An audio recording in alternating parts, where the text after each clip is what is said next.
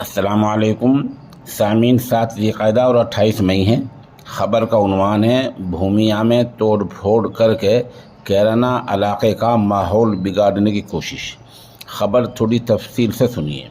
معاملہ مغربی اتر پردیش کے ضلع شاملی کے قصبہ کیرانہ علاقے کے گاؤں جہان پورے کا ہے، جہاں شرپسند لوگوں نے کھیڑا بھومیا میں توڑ پھوڑ کی ہے۔ بھومیا کھیڑا وہ جگہ ہوتی ہے جہاں برادران وطن پوجا کرتے ہیں۔ یہاں توڑ پھوڑ ہوئی ہے، جیسے کہ آپ اس تصویر میں دیکھ رہے ہیں۔ توڑ پھوڑ کے بعد یہ لوگ تھانے میں پہنچے ہیں اور وہاں معاملہ درج کرایا ہے۔